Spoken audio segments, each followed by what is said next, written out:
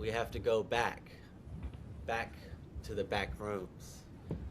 That was a quote from PlayTime, directed by Jacques Tati.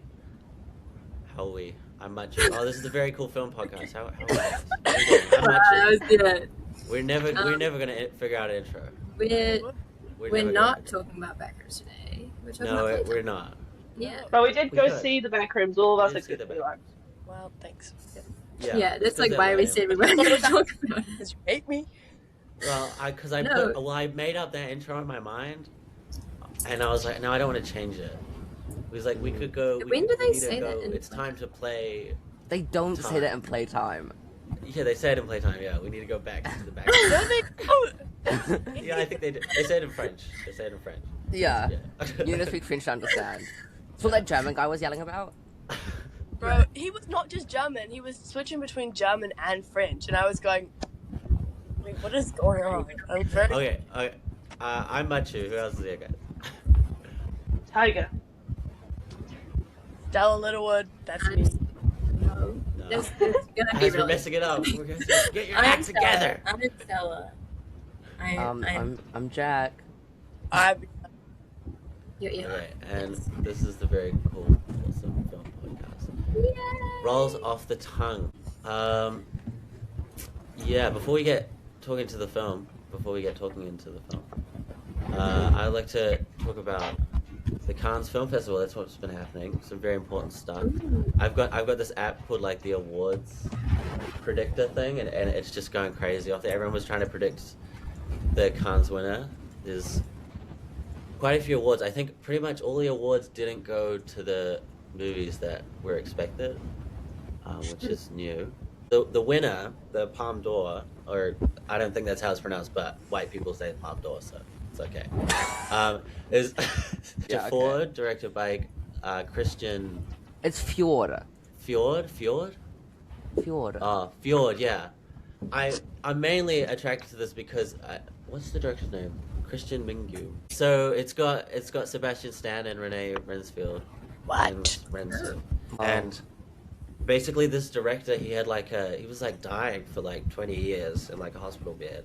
He wasn't working in film for ages, and then now this is his return to like the big screen. No, that's really impressive. And he got the Palme d'Or. And everyone kind of loves him. His other films seem very art house, very slow, and all very depressing. Oh, I'm seeing here he worked on something in 2024.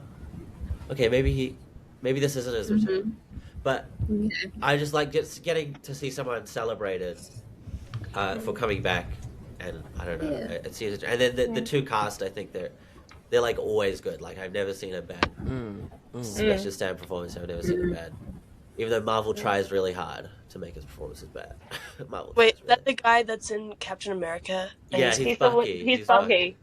Yeah. Yeah, he's also Trump in The Apprentice. Yes, I really need to watch that. Renee Reinsfield. Who is that?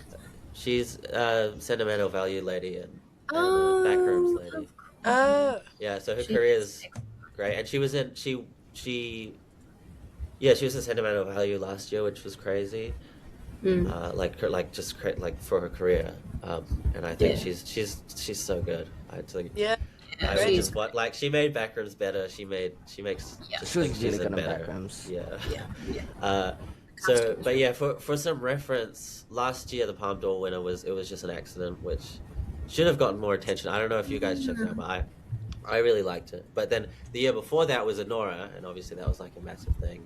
And then a couple years before that was Parasite, and Triangle of Sadness was that year. And Triangle.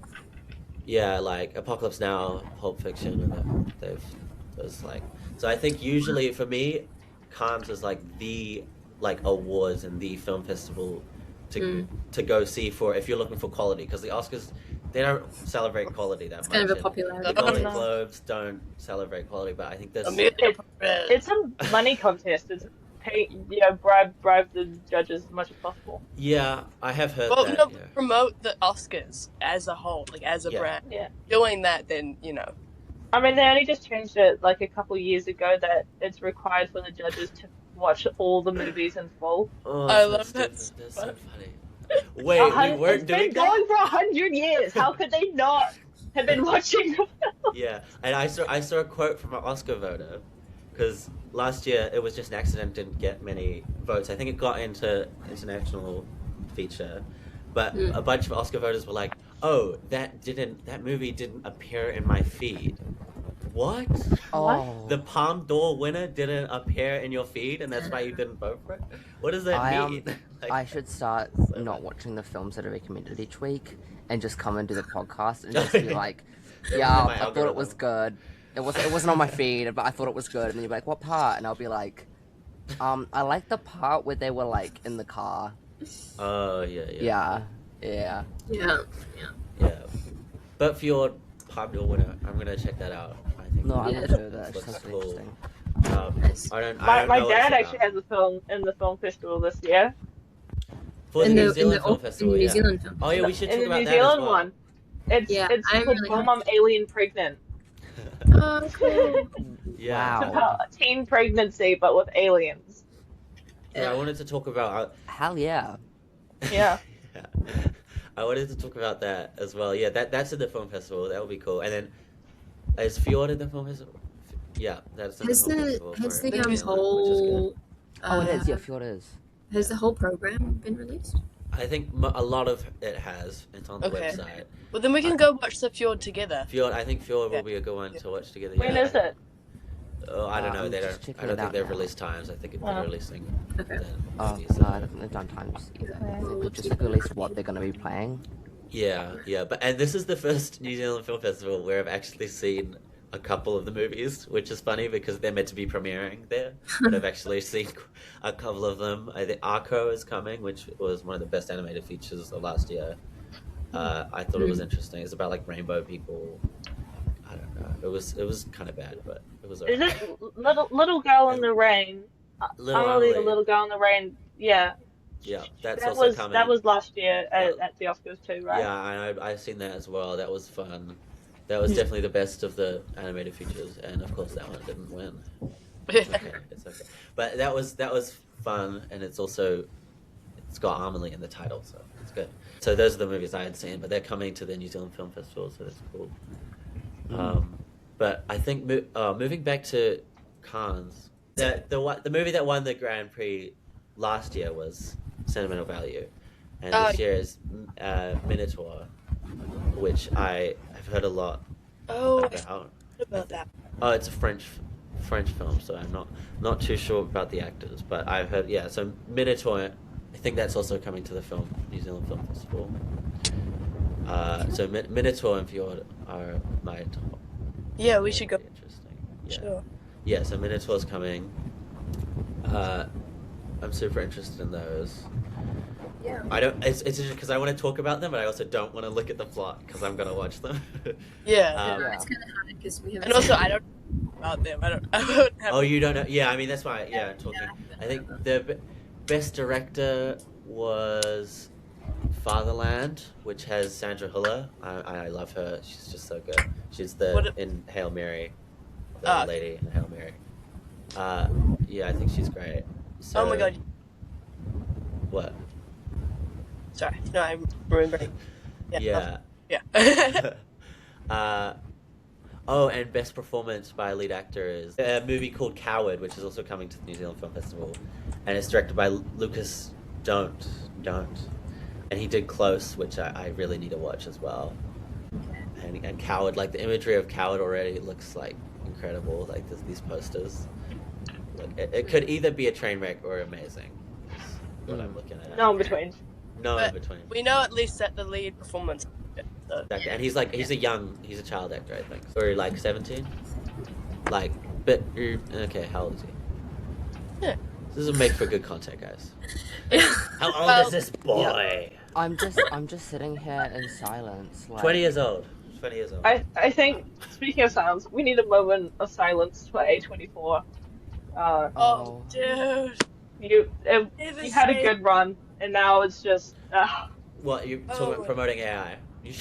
Yep, I'm talking about the $75 million deal with Google to make AI filmmaking. Google is evil. AI. And it's pretty big in movie news. Yeah, and it was like it was like literally a day after the director of the Backrooms like spoke about how much he detested AI in like artistry. Yeah, it's sad. It's weird. Because I mean, A24 they built such a good brand, and their movies are very good. Like their hit rate was I pretty can only high. think of one bad A24 film, and that was Materialist. Man. That wasn't even that bad. Like that was still. It wasn't even that bad, but Yeah. it's my least favorite out of all the A24 You films I've think seen. Men is better than Materialist? Oh dear. Oh my god, I love Men. It was so like it was terrible, but it was really Alex Gal, funny. what are you doing, bro? At least all the films are still like original and not and are made by creative people. No, but there's not a single A24 movie that's like a sequel, right? There's like no sequel, and there's no one that feels like, or that I've seen, where it feels like, why are you doing this? They kind of feel like if they're bad, they're bad like charming. Disney has a box formula that they use for all their films that A24 does not do. They don't have a box formula for all their films. Yeah, and they have a brand, which is weird. Like for producing companies to have a brand, usually that's not really a thing. Like, and if it is, then it's like a negative association, like Disney or Netflix. Like, that's negative usually. Yeah. So, but they did it, and now they're doing this. So I don't know. But I mean, honestly, if the rest of the movies are just like garbage, terrible, I would still like them because like of what they did before. Yeah, like they still had a good run. I mean, I wouldn't well, like them currently. Well, Disney did have good films once upon a time, like. Yeah, oh no, yeah, that's why I still like Disney. I like the old Disney, like Lion King's great. I mean, even if A24 are like partnering, does that necessarily mean that if you go and you can get a film produced by them, does that mean that you like I feel like if you got a film produced by A24, does that still necessarily mean that you have to support AI? Like I guess you're getting funded. No, definitely not. Yeah, there's still creators that. Yeah. They said that the deal is to fund research into tools to use AI in filmmaking. So I guess the eventual plan is to implement it into their filmmaking process. Yeah. Yeah, honestly, like it's. I mean, there are a couple of examples where like using AI in film, like I'm not bothered, and that's like the real nitty gritty technical stuff, like with editing and things. Like there's like this one where you can get rid of like the sound of rain or like white noise in your audio, and that takes forever by hand. But then AI will do it really quickly, and I don't think that's. A lot of films have already used AI for subtitles for like years and years now. Yeah, I've heard. Yeah. I mean, like there was that controversy about Adrian Brody's Hungarian accent in The Brutalist, which was altered by AI. Yeah, I think in that case, something like, "Oh, you guys don't like that."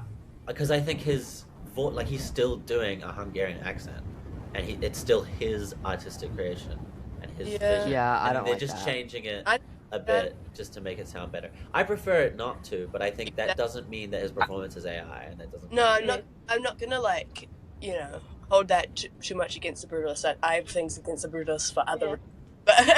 Yeah. But, I wonder how much liberty he had over that change. I wonder if they didn't tell him, or they went, "Hey, could we alter it slightly?" And he was like, "Yeah, sure." Because if they didn't ask him, well. he what?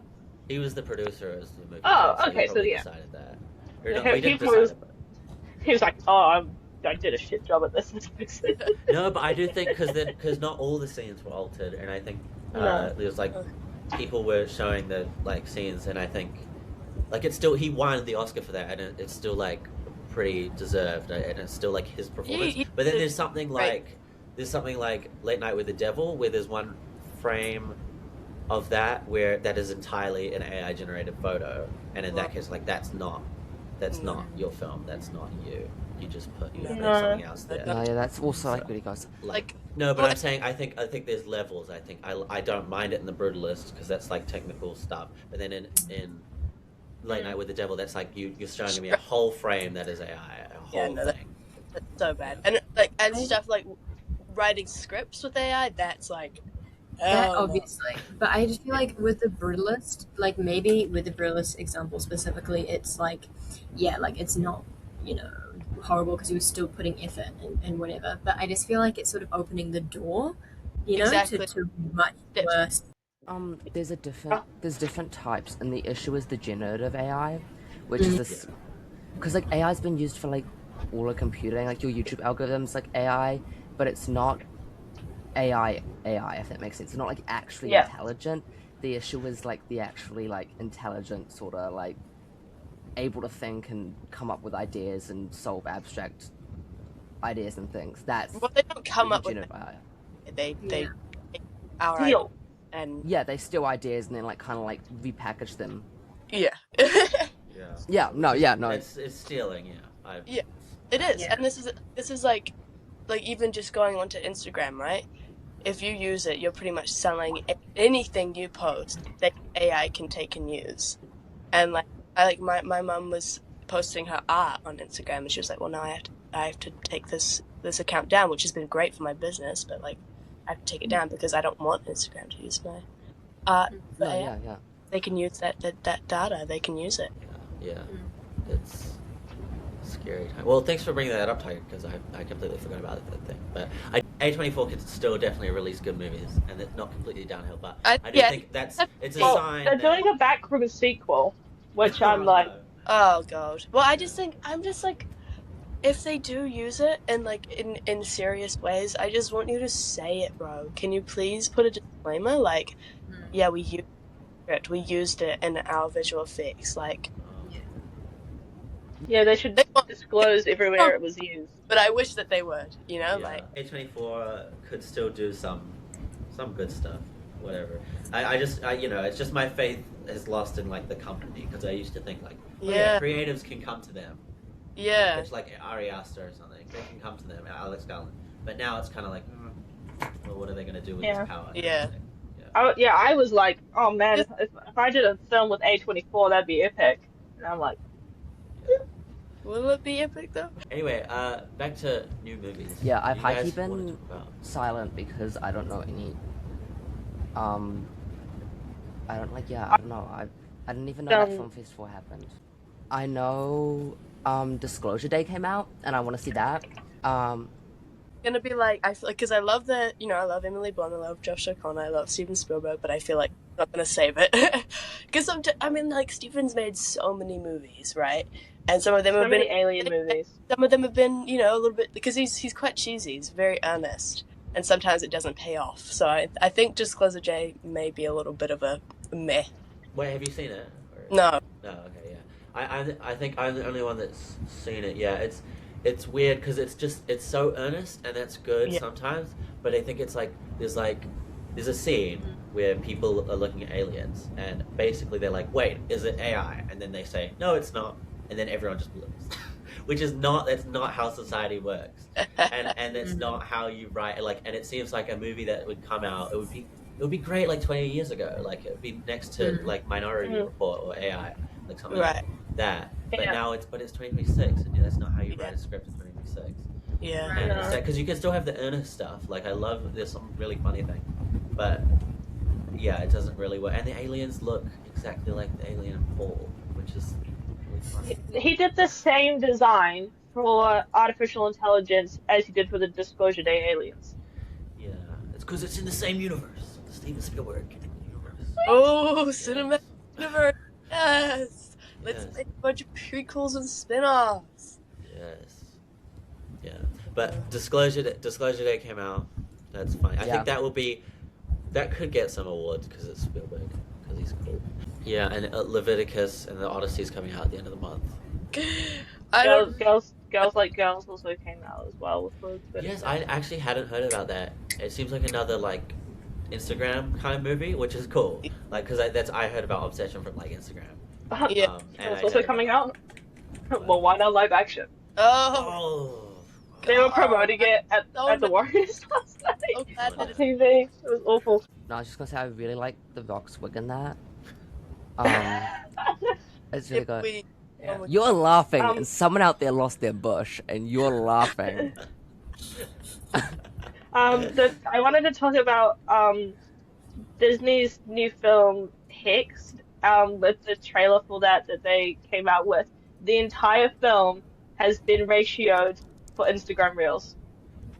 Oh, I love The it. entire film, every action, every detail that happens is in like the center frame of the I film. saw that. Oh, I saw so that. stupid. It's made for Instagram Reels. They made a movie for I Instagram heard about Reels. that, yeah. This stupid. is where we are. Like, people, they're getting data analysts and scientists to analyze when to put action, when to put explosions. I watched Greenland 2 the other day. Greenland 2 was so I bad. can tell 100% that they looked at data and they're like, these are the moments that people like clock off. So we're gonna put a lightning storm, tornado, you know, and we're gonna put a meteor shower. We're gonna put a tsunami. We're gonna put, like, they knew. And watching it, you can tell that someone's analyzed. But it's really funny because at the same time, a Pixar original's coming out at the same time that Disney Hex movie's coming out, and that Pixar movie looks so beautiful. It's like combining all these different mediums to this original film, like using cinematic ratio to it. Forgotten. I can't remember what it's called, but it's about two best friends that are losing their memories on a monster island, and it looks really cool, actually. Forgotten Island. Thank you, Matiu. That's DreamWorks, yeah.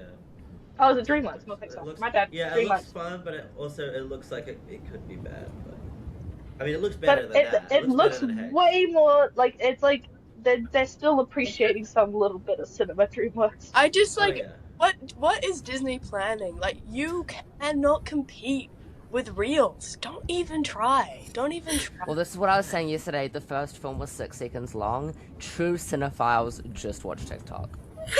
Think about that one. True cinephiles, they only do the content short form because that's how cinema was originally created. Yeah, that's how it was intended, yeah. That's how it was intended. Yeah. I'm on that deeper plane. No, but Forgotten Island is one that is coming out and that could be fun. But I think it's got the Puss in Boots what is it, Spider-Verse style. But I kind of hate what happened. What the takeaway from Spider-Verse is, oh great, now everything else can look like Spider-Verse. Exactly. As opposed to, no, now everything else can look different and weird. Yeah. Not everything looks like Spider-Verse. That's not the point. No, and but so I'm so sad that Yeah. I hold out hope for Forgotten Island because I saw some of the art designers talking about it, and they like looked back on like films like Pulp Fiction and the anime sequences from that and tried to implement that into it. So there's like anime sequences in Forgotten Island. Yeah. You're talking about Pulp Fiction, Tiger. You're talking about Kill Bill. Kill Bill, sorry, wrong one. Kill Bill. Backstory, yeah. But I love that sequence. It's great. So good. Like they in the trailer, there's like a backstory for one of the other characters, and it's entirely an anime, and it's really I thought that was really kind of cool. It was funny. It was sweet. But yeah, I'm interested in Forgotten Island. It definitely looks more ambitious than a Hoppers or a Toy Story. Hexed. Or a Hexed, yeah. But what they I want to say, literally copied their old posters, the facial expressions, and the entire facing rig from old characters. The main character's face rig is Elsa's. It's a carbon copy of Elsa's face. Oh god, for real? And the mom's carbon copy, they use the same rig as Mirabelle from Encanto. Oh, so yeah, all her expressions are exactly the same as Mirabelle's. It's Elsa's, so lazy. the main girl, all Elsa's expressions. Just stop, Disney. Just stop. But okay, one thing I do want to ask, because it seems like we all have really interesting opinions.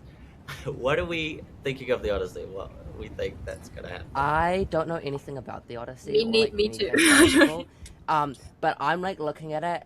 And I'm like, it looks like it's gonna be like a really like big movie, and I do appreciate a really like, you know, like a big blockbustery kind of film. I think that's kind of fun. And then also the cast is like stacked as hell. But I see, this is the thing about the stacked cast thing. It gets to a point where it's like, okay, unnecessary.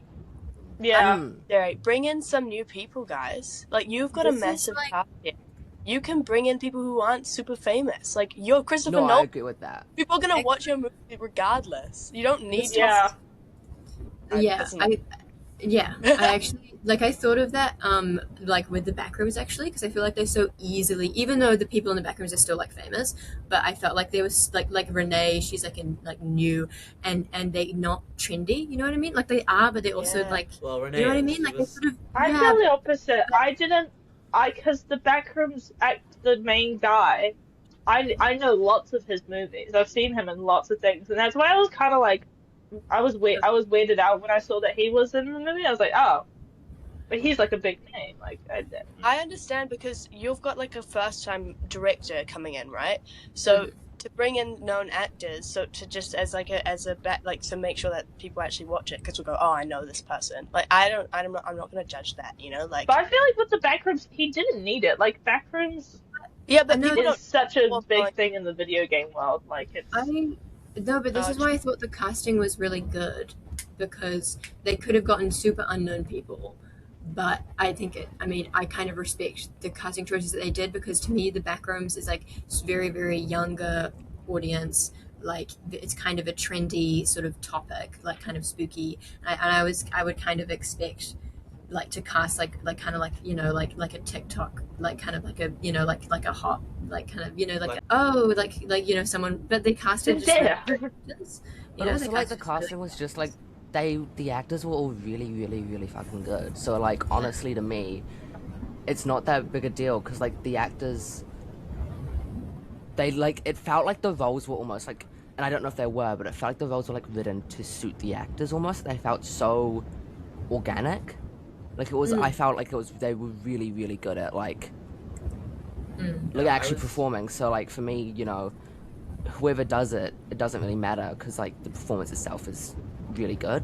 You know? Yeah, well, I'm conflicted because to us, we know who True Intelligent before and Renee Reinsfield is, but I think to most people we kind of don't. I don't know. They kind of have the faces, but then Mark Duplass as well was really weird because he's kind of like he's got a cult following because of Creep, but then he doesn't do anything in the movie.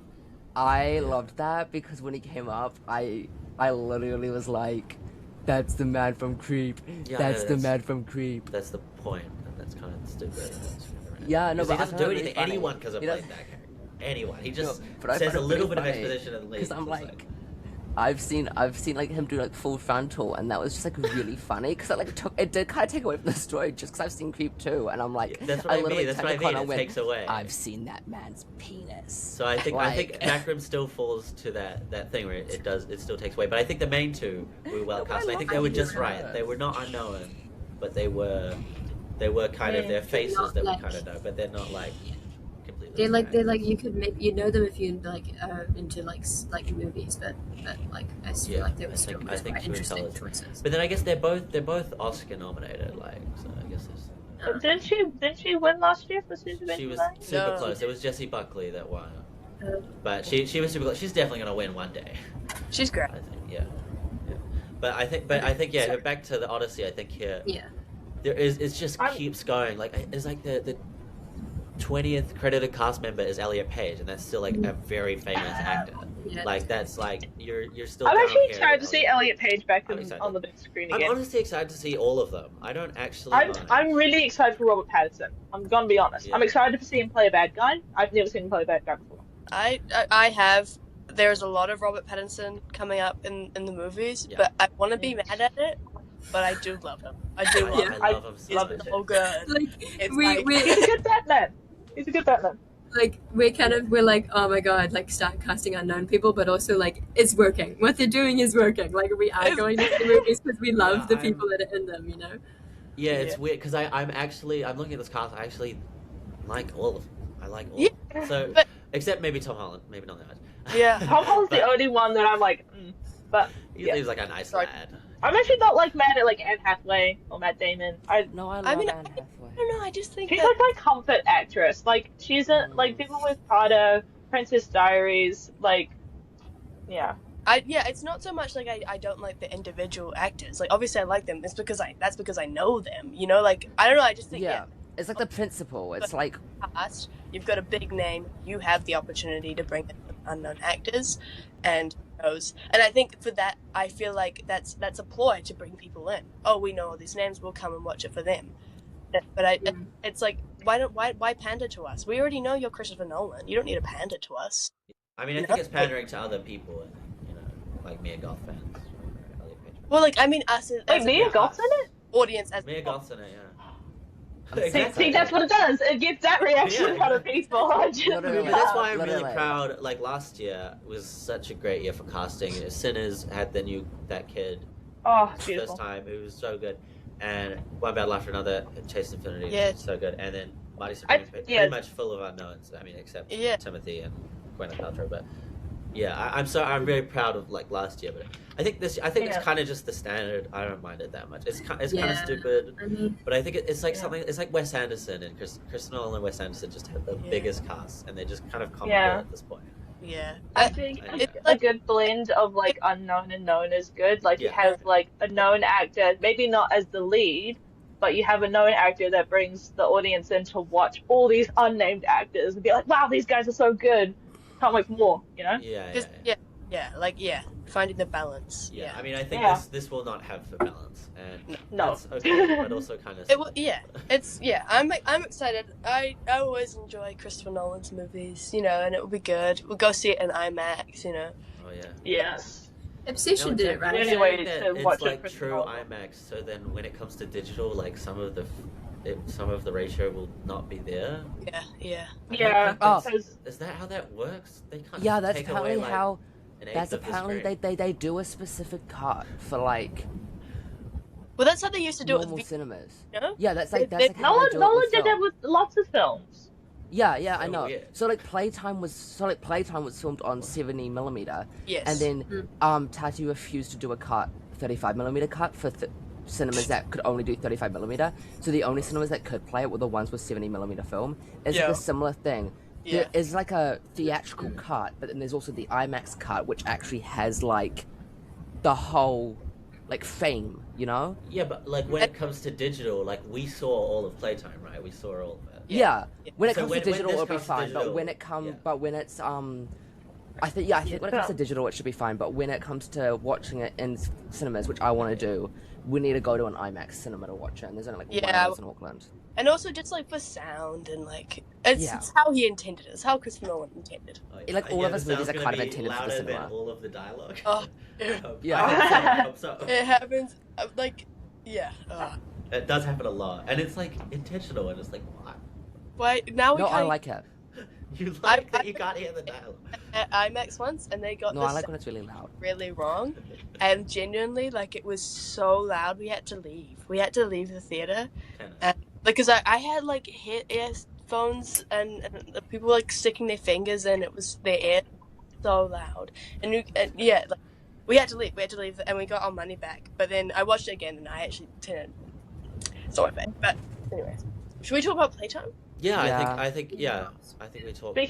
Speaking of not being able to hear with Playtime though, when I was watching it, I genuinely was like, are they speaking English or am I just dumb? Are they speaking French or English? I actually can't tell what the fuck they're saying. They speak like a mixture of French, English, and German, and like I think probably. I know, but they kept switching out and mumbling the whole time. I was genuinely like, what are they saying? Yeah. I mean, I watched it with no subtitles. There were scenes where, like, even with the subtitles on, they didn't tell you what they were saying.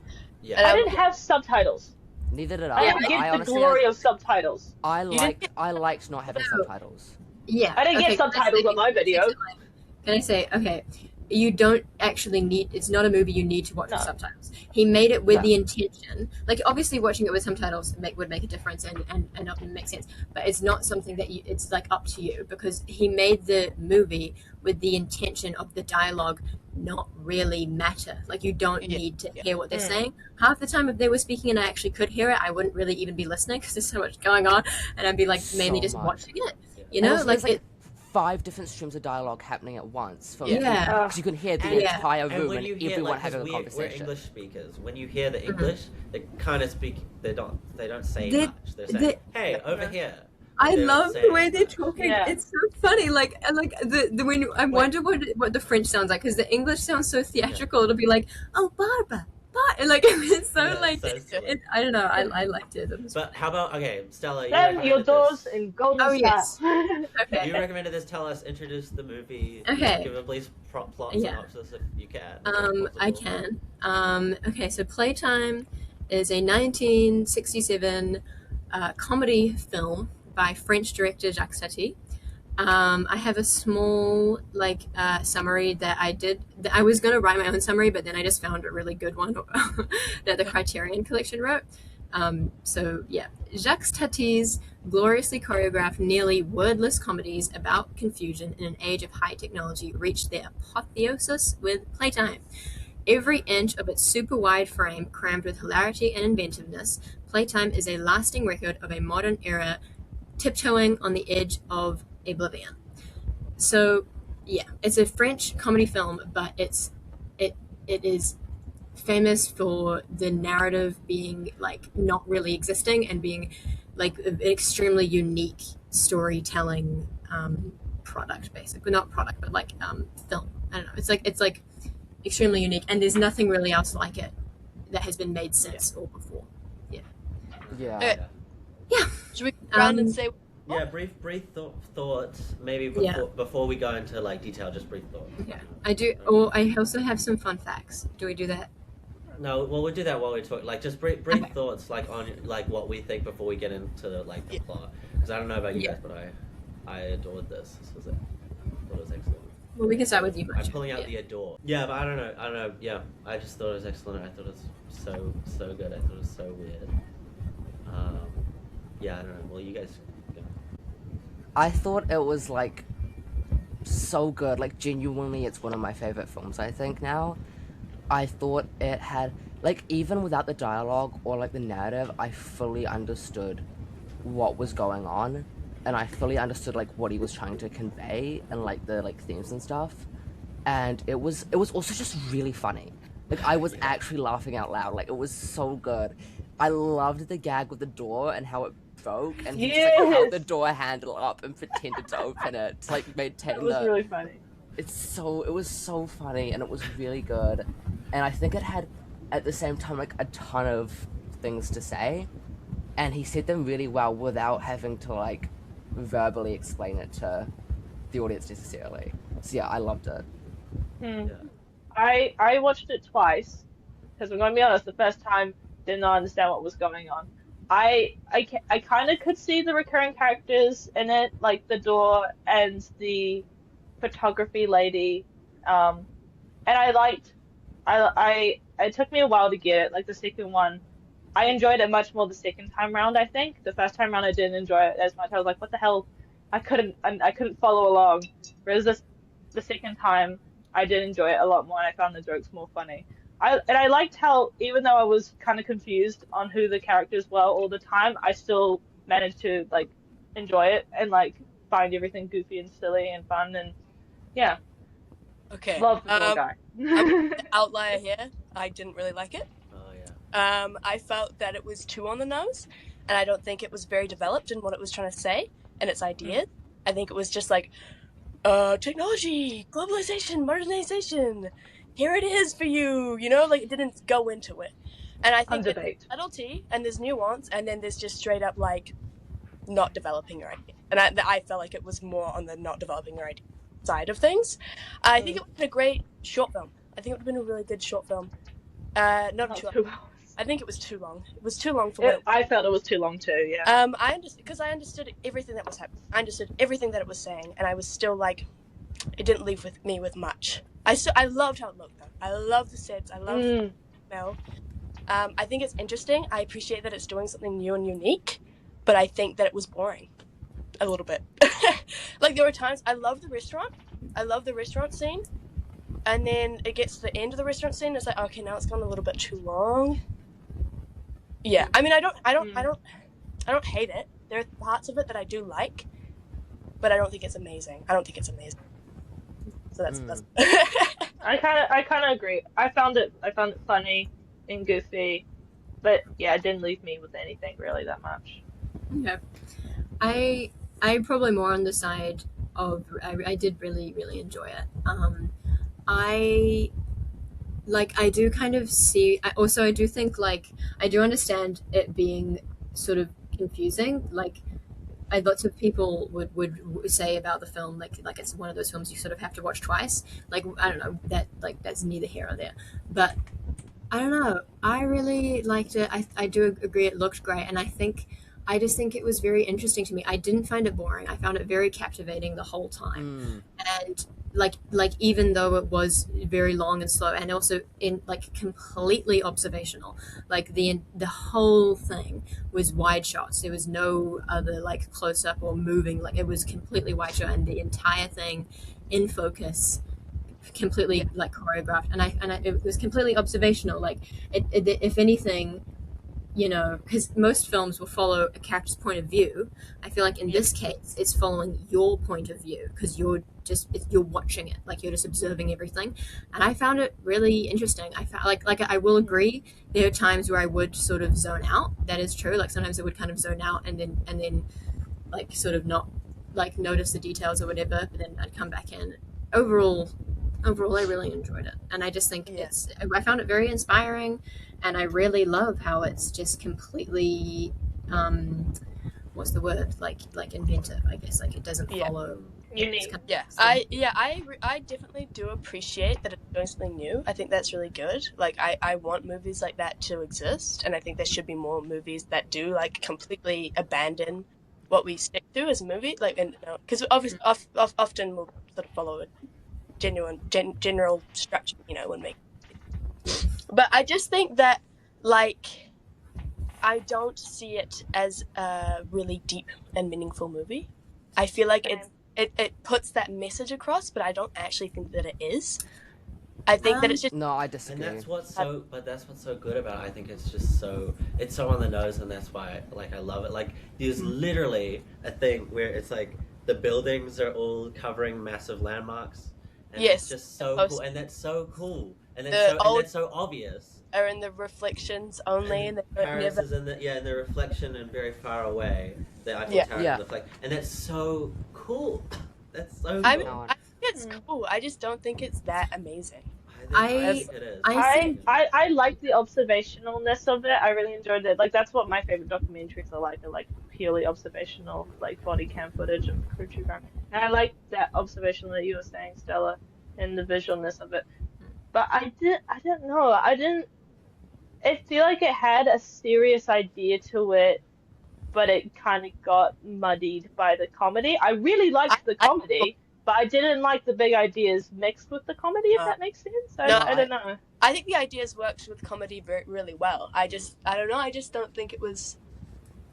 No, I think it was, like, really developed because it said multiple things about, like, urbanization and modernization. Because, I noticed the radio only plays, like, ads. Whenever we hear the radio, it's playing advertisements. And there's the ads showing, like, the identical buildings around the world. And so you have that main character, the tourist lady, and she's, wanting to see the real Paris, but she's only seeing it in the reflections. While she's on this, like, really manicured and, like, curated tourist journey that like isn't actually adventure tourism. It's just like you're kind of getting shown Paris, and all she's doing is paying stuff. She's looking at conventions where they're trying to sell you things. There's literally that dialogue. They even have American stuff here, and it's they're just shopping, but like they've gone all the way around the world to shop. But then with the restaurant, first of all, really funny. It's been built the same night, really funny, and then the opening, which I think that in itself is really interesting. But it falls apart.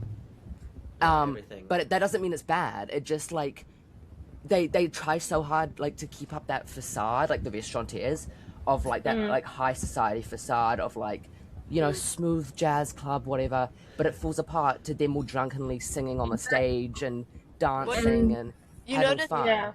At the end. Sorry, continue. And it's like and like with the ending as well, with like, you know, the cars all going around the like a the roundabout and like stuff like that. It's like Tati's saying, like, you know, urbanization and like the modernization and stuff it's taking away from like Paris, and it's taken away from like the actual sense of adventure and stuff, but also like the human spirit, and like people themselves will always find a way to shine through. And they will always no matter how much like you try to like, you know, because like like refined society isn't necessarily like people genuinely having real sort of like enjoyment and stuff, but he kind of shows that you can try to refine people and like curate things as much as possible, but like real, genuine human emotion and like enjoyment is kind of like it'll always break through, and people will always find the best ways to like live their lives and stuff. Like that's what I got from it.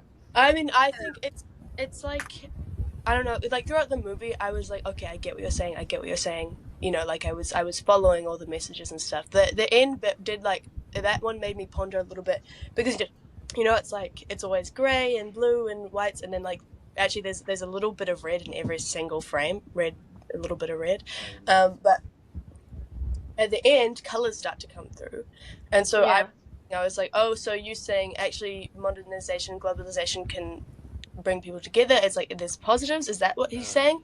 But then there's a merry-go-round, and it's like the dude puts some money in the till, the music starts up again, we go round and round in circles. That seems to be like a negative observation. That feels more. I think it's because it's nuanced. I think he's saying like because it was like a response. So Charles de Gaulle wanted to like modernize Paris, so he pulled down parts of Paris, like all the old buildings, to build these big skyscrapers, and that's where I think Tati like grew up, or spent a lot of his time. And so it was like a conversation about that, but I don't think he's saying it's like one way or another. It's not solely bad or good. It's soulless, and it's like these buildings and like all of that. It's soulless, and it's not the real Paris.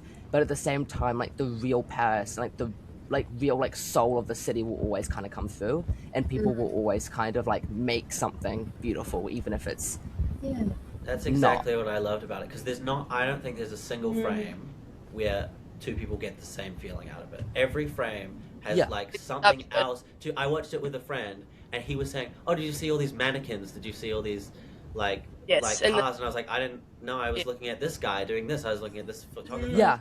And it's a different emotion. That's why I think it's nuanced. I think the ideas are very like right there in your face, but I think it's nuanced because that merry-go-round, is it saying, "Oh, we're colorful and is it okay," or is it saying, "Oh, we're stuck in a loop and everything's the merry-go-round is like, the only bit that felt more up to interpretation. The only bit. Okay. The only bit. Everything else felt really in your face. It felt really like, this is what we're saying. Like, we're not like what we're saying. It was just like modernization. I don't know. It just. Yeah, well, that was the overall theme. That was the theme of modernization. Yeah. To make it feel deep, but I don't think it was deep. I think that it's like a facade. No, I don't. Yeah, I don't think it's that deep either, because I think it's a French comedy. Comedy is the thing. But comedies don't mean that a movie doesn't want to be deep. No, you know, it's not trying. Like it's not trying that hard to be that deep. And I think that's what I love about it. I think I don't think it's trying. I think it just is. I don't know. It is deep. Yeah, I think it just. Yeah, I think so. Like I definitely left with like thinking, and it did leave an impact on me, and I did like stop and think and kind of reflect on it. So definitely to me it was a really deep and really like moving piece, and also I did not feel it was too long. I got sad when it finished. I could watch that for the rest of my life, just like those characters like going around and doing the things, because it was just so fun. Well, see, I love character-driven movies. I love characters. It's not. It's not a character movie. It's not a character movie. It's not a character movie at all. No. It's and actually like the director said he hates hates. This is why he did it on 70mm. He hates what? Close-ups on anything. The 3 times you said that, your camera cut out the audio. The 3 times you said it, I was like, No, so he hates close-ups, which I think, I mean, it's interesting. It's definitely I don't know what to say about it, honestly. It's just like, he made sure that there was none at any point. Only wide shots. I like that you can look at a frame, a single thing, and you have lots to unpack from it. I really like that aspect of it. Like, yeah, and you can look at this thing, you can look at that thing, you know, there's all this stuff going on. I think that was really interesting. But I don't know, it just felt like there's a point. I don't know. Like I see everything that you guys are saying. Like I can sort of agree with it, except for maybe the nuanced stuff. It's I don't know. It's hard. I think that in itself makes it a really good film, because it's like you can interpret it in so many different ways, and I definitely agree with Matiu, because it's such wide shots and there's so much going on. We all 100% were focusing on different things throughout, like, some of those shots. So we actually had, it's like we watched like different movies almost, because we were watching different characters and watching different actors. That's really cool, but I still don't think it's a really good movie, and I think this is where some of my resistance to it, because when it first came out, they spent like 70 something francs on it. It was so expensive, and no one watched it, obviously, because he was like, only the theaters that have 70mm screens. Oh, yeah, and no one wanted to watch it because it was super like, you didn't have a main character, like it was and then also and then now it's been reassessed. Yeah. And everyone's going, this is one of the greatest movies of all time. It's so amazing. And I feel like that, to me, makes me resist it, because I don't think it's one of the greatest movies of all time. I think it was trying to be new, but I still don't think that makes it amazing. Like, just because something is unique, I don't immediately go, this is amazing. I can appreciate that its uniqueness. I can appreciate what it's doing, but I still that doesn't necessarily mean I'm like, this is amazing, this is the best, well, that's not what I'm saying either. I think it's unique, and I think it accomplishes its goals, because I haven't seen anything like it where it doesn't accomplish its goals. I've like, if the reason it's unique is because I've never seen anything successful do it successfully. That's why I'm saying it's unique, like unique with a good connotation. I don't think I've seen anything like it before, like anything. Yeah, but it's like successful. I mean, the closest thing I think is like Lars Turnbjork's photography. I think the thing I see it as is like photography, and this one, that's something that's interesting. Like, because it's like a medium, like this is like the audio visual medium, and the closest thing I've ever seen is like photography to it. If that makes sense. Like, it's using something in a different medium. I think, I don't know. I'm not just saying it's unique, which means it's good. I'm saying it's good and unique. Yeah. Like one of the things as well that I read about with like why the movie failed was because the main character, Monsieur Hulot, who was played by Jacques Tati, he's like kind of like the OG Mr. Bean. Yes. I was gonna say. So he's in a bunch of, or like all of Tati's films, but in this one he's in it like way less than the others. Yeah. So one of the reasons it flopped was people went to see it going, oh, we're gonna go like watch like this fun character. He wasn't really there. It's kind of like, imagine if you went and saw like Mr. Bean, but then Mr. Bean was in like a third of the film. Yeah. And like it was focusing on like a bunch of different things. Like I can understand why people didn't like it at the time, just because they had different expectations for what it would be. Like, but then I think also retrospective, like from a retrospective point of view, without having like growing up on this character, like we might have grown up on Mr. Bean, I think it makes the viewing better because we're not going in with any expectations about what sort of comedy we're going to see. He's in every single one of Tati's movies. Yeah. But Stella, you've seen Traffic, which came out I've seen Traffic, which was one of his modern one. From memory, I don't think that had him in it. No, it did. He's the top of the class list. He's in the poster. I was asking, like, how did it treat him? Well, I don't remember his character because it was also following a woman, and to me, she felt like the main character. It was like following. But he's in the poster. He's like the.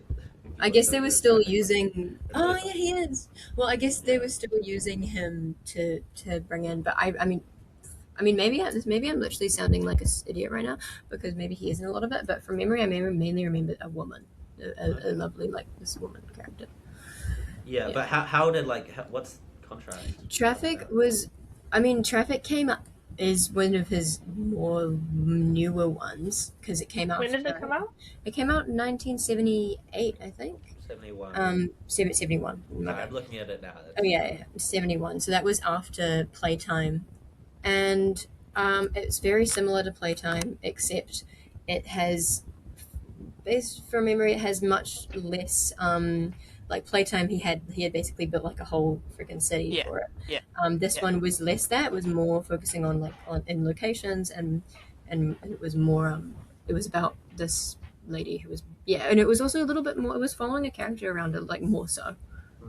Yeah, like somewhat more so. It would still go on little like other stuff like for fun, but we were still sort of following this lady around.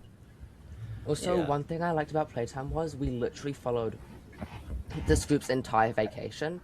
Like, they were only in Paris for like a day. Yeah, they were. Today. But like we literally just followed their entire vacation, and that's kind of the premise. Is we're just like watching this like group, especially that main like lady, just like her vacation, and then you know the other characters kind of get dotted in around that. But yeah, I don't know, I really liked it, and I loved the restaurant. It was so funny, and then I also think it had some really great things to say. Because it was like when like you're watching it get built, and then you hear the guy on the phone going, "Oh yeah, we can take 2 reservations. We're opening tonight." Yeah. I laughed out loud. I was like, "This is so good," and like with the doorman having to pick a nail out of his shoe, and he leans on the thing, and then he takes his hand off, and there's still like wet paint. Yeah. And like the little kitchen door's not big enough to fit the like fish thing through, and it's like it's such a fake experience. And one of the things I noticed was like pretty much everyone in the restaurant, like very few people. Well, there were like people speaking French and stuff. There were a lot of like American and British people. Whole point. And so it was like it's just tourists like in this tourist trap almost. It's not real. It's American Paris. Yeah. This is something that I got to see with the subtitles. Someone says in French, "Oh yeah, I like what you've done to the architecture. The foreigners will love it." That's what they say. Oh yeah. Okay. Yeah. Yeah. I mean, like, the whole point. So the whole thing is the reason why they're letting people in the night that it opens is because it's like this bourgeois, foreigner like sort of culture. When it's new, it's in, and when as the night progresses and it calms down, you see rich people leaving, and they go into this place called the Golden Corkscrew or something.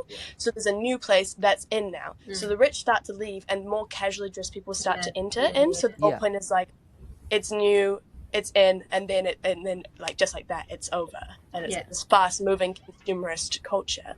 And then there's also stuff like the American guy. He comes in and he dominates the situation. That when like he opens up his own restaurant, it's a private thing. He's very loud. He takes over the scenario. Even when they go to the coffee house, he starts taking over. And there's this one bit where there's this guy. He's trying to fix his pipe thing, and the American guy's like shouting at him. He's like, "Well, come do my job," And he gets off the ladder and he walks out and stuff.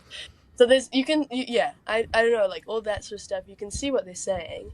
Yeah, that's another thing that I noticed was that the Americans and the British tourists were way louder than like all the French people, and that again also is like that's like a stereotype that I think is like probably very true. And then there was that thing with the technology, like the aircon, and they didn't understand it because it isn't in French, it's in German. So it's like it's very like globalization for sure.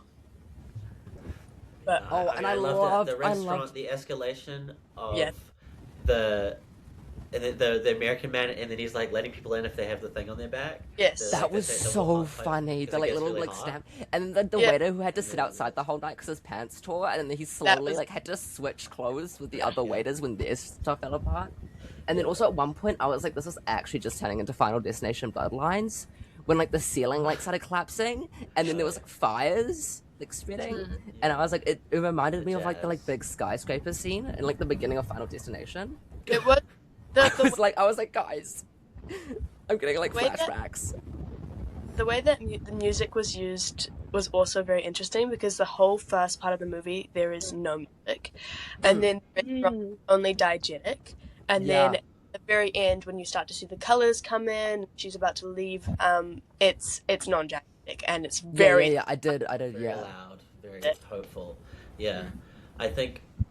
Maybe it's trying to show like France's beauty without the American tourists. It's like, finally they're gone. Look how beautiful it really is. They wanted. That's the whole point. It was still completely taken over by globalization, and yet the colors and the but then the carnival music was so over the top that it felt like, but we're still kind of making fun of it, like it's still bad, even though the colors suggest otherwise. It's like it's all covered in some irony, because it's trying to make you laugh, and that's the one thing that's why I love it. Like, it can be as weird as possible, but then it's also trying to make you laugh, and I think that's just such a universal thing and it's really simple.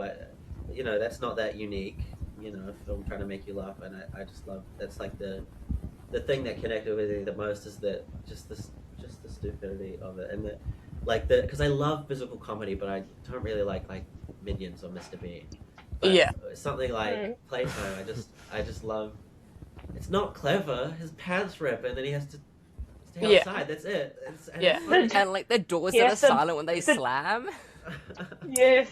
That was really funny. Like, I found all the jokes amusing, but I didn't have a laugh out loud. Or maybe I did once. I think I actually was laughing. Like, I had a laugh out loud the first time the door slammed, the quiet door slammed, and I was anticipating some sort of latch noise, and when it was just absolutely nothing, I was like, ha! Yeah. And then you can't hear the German guy screaming on the other side. And he's like yelling at him, and then he slams the door, and there's no sound. And then the guy's really confused, and then the door opens again, and he's like screaming at him, and then he slams the door again, and it's just silent. It's so good. Yeah, I mean, I like the glass door breaking. The breaking, he has to hold the little knob up, and he's just pretending to open the door. And it was the best part of that bit was when the people were trying to get into the cloakroom, and this guy is going, "I can't get through! Like, hurry up!" And then he opens it. Yeah. Oh, and then when he walks forward a little bit, because I don't give him a tip, so he walks forward with the doorknob, and like he shuts it again, and they're now like standing in the street, and he's like holding the invisible door in front of them, and they give him a tip, and then he opens it. But even then, I think there's something to say there, because all those high-class people were waiting for him to open the door, but all the drunk people were stumbling in, and so there's stuff there, and I don't know. There was even that little shot where those workers were like digging that hole, and then he stops because he doesn't want to get mud on that like rich lady's shoes as she walks past. Yeah. And like I think even like there was like, it was like a really like off comment sort of scene where it was just kind of there and it didn't really do anything, but like that in itself I think held like tied in with like the rest of the thing about like this like really like bourgeois sort of society. I like the ideas. I like what it's doing. I just didn't feel like it did it properly. It just didn't do it like in a satisfying way or something. Like I like all the ideas. I like all the what's happening, but it was just missing something, or like it felt not.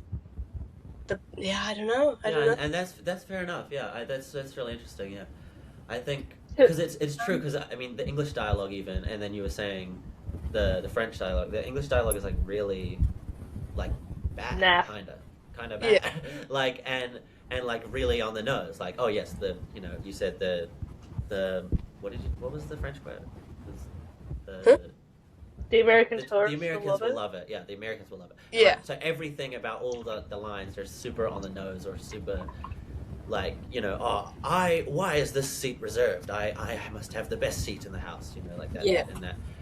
And I know, and I kind of love it. I don't know. Some other movie, like on another day, I could be like, oh my god, this dialogue's terrible. Oh, why is it, The dialogue didn't bother me.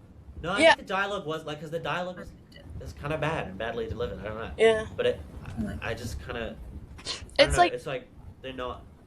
It felt like every frame is like trying to command your attention, and like every person is trying to get your attention, and like every now and then when the guy stumbles into the wall, then everyone looks at the guy who stumbled into the wall, and then everything continues. Or when the baby in the opening scene, when the baby starts, there's like a lady with like these towels. And when she appears, and the baby noise starts coming, we're like, "Oh, where's the baby?" And then the baby's like with the couple in the airport. It's like, it's like they're trying to get your attention, and so the dialogue I think just helps with that. I think that like I don't know, like talking about it is more fun than watching it. Through all the bits that happen, like, oh, that was cool, that was interesting. But then actually sitting there and watching it, there were points where I was like, I think that you're being overly prosaic. Wow. That's fair. Wow. Now yeah. I don't even know what I that think. means. No, it's because that's a criticism I use. It's like this is our thing. Derivative, overly prosaic. Like, I think derivative. That's why I was. Because I watched it the first time with my friend, and it was really fun. But I was super tired, and we kind of talked for like 10 minutes, and then I just like I could go to bed. He liked it a lot. He's the greatest. Anyway, but I had to rewatch it again, and I think because like maybe the first time I watched it, I'd give it like 7 out of 10. I don't know. But I think the second time I watched it, I just think it was just everything, like every frame, I was not bored. I think, and I was right the first time, like, yeah, this is something to talk about. This is something you talk about over the dinner table with your friends in your 40s and you're very smart. Yes, and very wanky. Yes, but or but you now talk about over the second... internet with your friends in your teenage years being very wanky, you know. No, but I think the second time I watch it, I just think it's great. I don't know. Yeah. Maybe, yeah, I don't know. Every frame is just interesting, and every frame is trying to like command your attention. And I think that's what makes it fun. Is not just like, oh, everything that's happening is, yes, it's consumerism. It's like colonialism. I don't know, not colonialism. It's modernization, like urbanization. Yeah, every frame has got that undertone, but it also is. It's just, to me, it's just funny to watch. And, it's just fun. And it's like spotting the joke. You like spot the joke, and there's like all the mannequins are women. They're actually, and they're forced to stand still every now and then. They unfreeze. They're like actually, and then there's a couple times where people are talking to mannequins in the background, and I love. You guys got that as well. There was one scene where like it was with Mr. Clicky Clacky Shoes and Hulo, the main guy, and in the background we noticed that they were just straight up like cardboard cutouts. Yes, cardboard cutout. Yeah. On the tram, there were cardboard cutouts on the tram instead of people, and I noticed that. And I thought that was really funny. There's only like two people on the tram, and then it's all cardboard cutouts. Just cardboard cutouts. And that's why I just don't. I don't know. I just don't find it boring because every time I'm like, okay, that's not funny. I'm going to look at this now. Oh, now I'm going to look at this. And it's kind of a cheat. You could say it's kind of a cheat because it's like, yeah, I'm going to make a boring movie. If something's not working, you can just look at somewhere else. What if I make 5 boring movies at once? But I mean, I would watch another movie nowadays with 5 boring movies playing one. I don't know. Like, that's why it's like unique, but good. But also, I think everything that's happening is interesting. I never got bored. I don't know. And I think there's 3 main moments for me. The opening airport moment, that was just kind of the whole thing. Where and the cleaner, did you get the cleaner like doesn't know what to clean? He's just kind of because it's all clean. And that's so funny. I don't know. Yeah, also, I mean, I guess it's interesting. Yeah, you're agreeing with all of it, but then also, just didn't like. I think that's fair. Talking about it. It's talking about it. Well, there was lots of things that you could unpack, but just sitting there and watching it, I just felt like it was, I don't know. I guess it was wankery. I'm glad that I said it first because I did feel like it was just a bit too pretentious for me, I guess like how you go into it, like viewing it, like if you go into it thinking, oh yeah, it is kind of dumb and it is kind of on the nose, but I like it anyways. But then there's like going into it and going, this is super nuanced. This is like amazing cinema. I think it is a nuanced and amazing cinema. Yeah, I felt like a little bit. Well, I don't know. I'm kind of curious to hear from you, Tiger. I feel like me. Yeah. What have you been thinking about? My thoughts. Yeah. I kind of agree with what Matiu said as a joke. It felt like 5 different films in the one film, but some of them I felt a little disconnected from others. I really struggled the first time I watched it. I really did not like it the first time I watched it. I couldn't follow along very easily, and I didn't like it. I found some of the jokes funny, but overall I didn't like it. The second time I did enjoy it a hell of a lot more. I feel like the message, because of the length for me, I felt it was too long too. I feel like the message just kind of dragged on and it didn't have any new ideas being presented throughout the film. It kind of felt like the same, like each scene was saying the same thing. It didn't evolve or change, or it kind of felt like the message, because I don't get a sense like just like this like after I watched it the first time. Yeah, because what you guys are saying, that's the premise. Firstly, like that's not the message. Because I don't. No. I'm not talking about. I after the first time I watched it, I googled what it was supposed to be about because I didn't get it the first time, and then knowing that, watching that into the second time watch, I understood it more. And what I found was that it was talking about like human connection, and like it was less about that urbanization thing and more about the modern form of communication, and how like connecting to other people around the world has become so like commercialized. Like it's like Yeah, it's I like get that. yeah, but like also just like the way the characters talk to each other felt not only very like very cheesy, but like it felt fake in the sense that not like it was like bad writing, but in that everyone felt disingenuous sometimes. Like the whole window apartment thing. Oh, Yeah. yes. Oh, I Everything, the way love they that. communicated So each other beautiful. felt so restricting and like through some sort of lens that they were talking to each other. Like no one, like none of the conversations felt nice or genuine to me, Yeah, but which I that was thought was until the interesting, end when they knowing were about like all. how they felt like about communication and stuff, Yeah, the but I modern felt form of that was communication. true up until the end when it all that nightclub all fell apart and they Yeah. all Then got it became they all genuine. started playing Yeah. music and actually like just having Yeah. fun. They let go Having and they fun. weren't stuck up with I like this pretentious like facade of like. yeah. Yeah, I that's why I'm really saying that. Yeah. That's I'm getting new things. I'm not just Yeah, I'm from getting new things like from that. from But the touristiness of Paris and how like it's not real Paris, it's American Paris felt very one note throughout the well, entire thing. To well me, that's because that to me felt one note. that's just the premise. So I that know, is going to be one. but That's I just kind the of setting. wanted It's some. just the It felt like the same thing over and over again. I kind of wanted something new, which I guess that form of like the freedom of the kitchen falling apart gave that difference that in kind. Yeah. Yeah, yeah, yeah. yeah. I mean, I really liked because it was. I mean, for me, okay, a few of the things that you've been saying, like how it's more interesting to talk about. Because for me, while I was watching it, I was really enjoying it and also thinking this is going to be so much fun to talk about. While I'm Yeah. still because it's so to me it was like kind of like a feast. I don't know, it was like great, and Yeah, also and with that the ending, uh, like in the restaurant, in sort of the third act in the restaurant, how the more and more it fell apart, the more the customers were actually like enjoying themselves, and then it sort of just Yeah, once the it went whole restricted walls were to it. starting Yeah, to be like cascading down, everyone had completely like let go of the norms and sort of were just having fun. Even the overpowering American guy, like every it wasn't just his bistro, like everyone was dancing, and mm, and then once they left the restaurant, it was like fully just yeah, it was like colorful and it was like it had all sort of I was curious about that, like what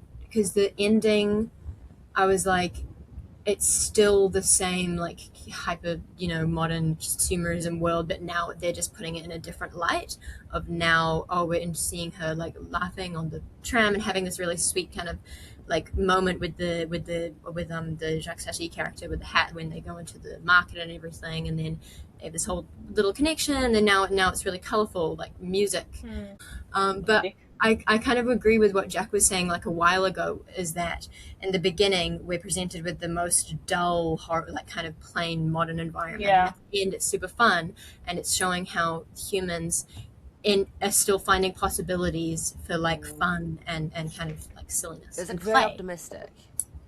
yeah. Yeah, Like that's what even I in the was I most getting. corporate environments, people will still play. Mm, They'll still have playtime. yeah. They'll still have yeah, fun. It yeah, it felt very very reminiscent of like Charlie Chaplin's films to me. yeah, yeah. Like because I went through a phase of learning a lot about Charlie Chaplin, but he made a lot of points of like he only did one film with dialogue in it with like talking, and that yeah. was The Great Dictator because he was obviously like impersonating Hitler and how much he hated Hitler. Um, but all his other films, there was no dialogue. All the comedy and story was just physical Yeah. because he was like, I want everyone to be able to enjoy the film. I don't want any barrier for language or anything to enjoy the Exactly film. what And I feel Tati like was looking this for. Yeah. film, this film is like that. Like if I didn't speak English, which I felt like that watching the film when they spoke English, I was like, I couldn't even Not understand English. it. I felt no seriously, I felt like a foreigner watching this Yeah. movie, not I mean, understanding a I'm word pretty of sure. I dialogue, wonder. I and I think the still whole. enjoyed it. Yeah, yeah. I think the whole cast was all French. I think. Yeah. And then I think they were just. Yeah. Speaking, The international language of comedy and like But yeah, and like Stella was saying, you don't need subtitles to enjoy it, and to me, mm, that's good. That makes it a really good film if you can go without the dialogue and still find it funny and enjoy the messages in it. I thought that is what bridged the gap between it being just fun to talk about and watch, because there's certainly definitely films that I've seen that is way more fun to talk about than to watch, and definitely probably thousands more that are way more fun to watch than to talk about. Like, you know, they're just in one out the other. I think PlayTime, I think it does lean more to talking about it, but I think like I enjoyed it a lot. Yeah. And I think it is kind of one of those where you have to watch twice, but I don't believe in that really, because I don't know. Think, like, you don't have to, like, it's not like a thing. This is not a 4-hour movie. It's a 2-hour movie, and I think if you don't get it the first time, I think that's fine. I think that's valid. Yeah. You don't I mean, I rewatch it again. I probably won't rewatch it, but I did get everything. Like, I was following completely fine the whole time, so it wasn't like a. Well, it's not like.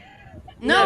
I think that it's completely understandable that you struggle to follow it. Like, we've never seen anything like that before, so it makes sense that it was hard to follow. Well, I'm just bad at like following characters if they don't have a defining feature about them, and they don't really exist. Very little of the characters had a defining feature for my brain to be like, that's that guy. Well, no, like, that makes sense. Like, that's why in movies they have the costume, they have the defining, like, they do that on purpose. To me, all the characters looked the same and just kind of blended into one for me. No, I mean, I think Umbrella Guy, Blue Folder Guy, Doorman. Okay, for me, Doorman and Photography Lady were the only two reoccurring characters when I watched it. What about the man with I did not clock any of the others. The man with the hat who was in like lots of scenes with Jess. He was trying to find the guy who was wearing the hat and the long coat. I'm surprised. There were scenes where it was like I'm just dumb. My brain can't latch onto them and remember them. No, when I see them again, my brain thinks it's another guy. Especially with old films. Films, also, I find it so hard to follow along with the characters because everyone looks the bloody same. That is fair enough. That is something. My brain hurts. That is. But I think the film is trying to use costume to define the features. I guess just to you, it just didn't do it well, and that's fine. But I think the film is intentionally this. Like, to me, that blue folder is kind of like iconic. The cookie clucky shoes and the blue folder was easy to follow, but I think what makes it hard to follow. I only remember the cookie clucky shoe guy one time. Oh. I only remember one scene with him. Oh no! Well, Hugh Lowe. That was his introduction when he was walking down the hallway, and it was and like. then he broke his nose, so he had the bandage on. Yes. Yeah. That was him. Yeah, that was him. The same guy. Yes. Oh my god! And it was the third time. But like Hugh Lowe. Oh, I was gonna say something. Oh. You never get to see his face. You never get a close-up, obviously, because the director didn't like that. But usually that is a way, you see it up close, you recognize the features better from far away. Usually that's like... Yeah, far away my eyes are broken and like, can't... But, yeah, so we never got that opportunity to go, oh, that's his face, and now we can recognize it in other settings. So, I because the only person I went up close to was the woman. That was the only character that we really got somewhat close to on the camera. Yeah. And that's why I remembered her, because I could see her face. Well, okay, do we want to wrap this up? I'm sure we have some stuff to say, though. You keep going. But... I mean, I feel like I could talk about this movie for a very long time. I think it's still a lot more. Yeah. I have you guys might already know this, but I do have a little story of like how it was produced, like how it was made. Yeah. Okay. Well, because it was like Jacques Tati literally threw in all of his money. Like, he literally went bankrupt for this movie. He literally he turned to his family and friends. He tried to borrow money from the government, and the filming itself kept getting put on delayed because he kept running out of money, and then it didn't do well commercially. So it resulted in bankruptcy, which I think is, I don't know, kind of interesting because he really wanted this movie. He really put like it was. Yeah, he really. I think it's incredibly on brand. And he made movies after this. But that's also true, because I want to, like, believe it, or I don't know. I want to believe it, but then also it's like 1971 was his next movie. Like, literally, 3 years later? Yeah. Yeah, but that movie, I think, had a much smaller budget. Okay. Yeah, but he's still, like... He still managed to get a movie made. Yeah, he still managed. Which is, like, that's... But it was true. He did file for bankruptcy, but, like, whatever that means. Yeah. But that is very on brand. That's very PlayTime. Yeah. No, I really love this one. I give it a 10 out of 10 and Lollapop. And I love her. Yeah. Look, do you guys? I don't really rate movies that you much. don't. Yeah. Um, Would you give it hard or no heart or broken heart? No heart. No. Even though I love how it looks, and I like the ideas. I just don't think that it was executed. I would give it like a 7.5. 7.5? Yeah. What does that mean? 7.5, maybe an 8. So like, that's like decimals. This is like out of 20 now. What? No. I get it. No. Out of 10! No, but Yeah. you're going 7.5, so then it's out of 20. If you're going 0.5 for everything. What? No, What? Matiu thinks of out of 10, like out of 5. So like he's like going 7 is 3.5, and Okay. 8 is 4 stars. Yeah. And that's what Okay, Matiu- Matiu. 7.5. okay. I'd give it 3.5 or 4 stars. Somewhere there. Yeah. Probably 4 stars, No, actually. but I like that is how that works though. Because then if 7.5 is then like what? I'm- 3.75? Not very many people think about it that way, Matiu. I didn't think about it that way until you said that you think about it that way. What? No, But yeah. it's like that's how that works. There's 10 possible ratings to give on Letterboxd, even though it's only 5, right? Matiu only That's thinks right. of Letterboxd, guys. No, but listen, there's 10 possible ratings. But you live and breathe Out of five. Letterboxd. Out of 5. I get there's what you mean. 10 possible ratings, and then out of 10, there's 10 possible ratings. I'm changing my rating to Well- 312 out of 742. So you do that math. It's not a very good rating. It's like Yeah, it's a bit miss. That's not. I'll do Yeah. 742 out of 742. That's my rating. 7.5 out of 10. Yeah. 7.5 out of 10. AKA around 4 stars. Maybe a low 4 star. Yeah, what's your recommendation? So is it me? Yeah. Okay. Damn it, I didn't think about this properly, did I? I'm gonna... One moment, one... Okay, hold on. Oh... Well, I Okay, still... dude, if you're not ready. Hold on a second. You can't- I didn't think about it properly, I'm sorry. Okay, hold on. I'm gonna... Okay, fine. Someone else do it. Does someone else have a No, recommendation? no, Jack? this is your turn. No one. Okay. Oh, Lahaine. Let's do it.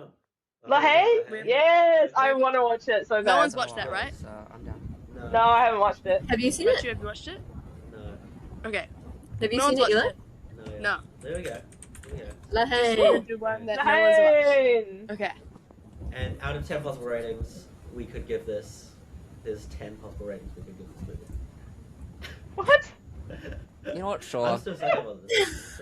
Stella looks on so Letterboxd- disappointed. On Letterboxd, there are 10 possible ratings. Was it 11? How? Out of 5. Out of Out of 5, five, there's so 10 you do possible rating. 1 star, one Out and of a half five. stars, 2 stars, 2.5 stars, 3 stars, 3.5 stars, and so on. That's 10. Yeah. It goes up It's to 10. That's what I'm So- saying. But it's still out of 5. Out so of that- out of 10. so that- because there's 10 possible options. Yeah. What the fuck? 7 out of 10 is the same of 3.5 stars. Yeah. That is the same. Yeah. It is. Yeah, Guys, so I that's don't what I have. think. Why am I doing this right now? That's what I was. It, I know what you're saying, Matiu. I don't think it's that deep, but that's okay. No, I know what I'm March is just- saying. You guys are just. I don't care. Okay, well then you should listen Don't to it. care. Oh, listen. Okay. Listen. Okay, we'll watch Lahaine, and then hopefully in 2 weeks' time we won't be. Well, it's the holidays, so we'll probably be fine. We can. But we can also, do- like, if you just want, like, a side thing that I think that people should watch, go watch Tu Wong Fu as well, if you want to. We could... yeah, I'll do that. I'll do that. I'll Alright. do both. Because Wait, it's enjoy so it. it's really Struggle up with predictable, one. but it's just I'll do fun. both. It's just a Let's feel commit good. myself to more than I can. We're gonna do a joint episode. No, I mean, No. you don't... It's not mandatory, but, like, if you feel like it... So you're just suggesting a movie. I am just Great. suggesting. For fun thing. Just fun. But the actual suggestion is Lahaine. Lahaine. Go watch Lahaine. Lahaine. Because it's big. Okay. Okay. Okay. Bye bye. Wait. Oh yeah. Bye. Bye guys. Bye, Bye, podcast millions of listeners. listeners. Yeah, the millions. Bye. A million. Leave a comment. Oh, I know, yeah. like, Agree or I know disagree. people- Like and subscribe. Wait, No do hate you comments. rate out of 10 or do you rate out of 5 or do you rate out of 10? Or You 20, rate out of apparently, because that's an 632. option now. 632, yeah. And if you guys have any film recommendations as well, tell us. I'll add them to my watch list and I won't watch them. Yeah, and they were both there. They'll sit there Yeah. with the other 300. There's so many to watch. Anyway, next. See you guys next episode. See you. Bye. Bye-bye. Bye.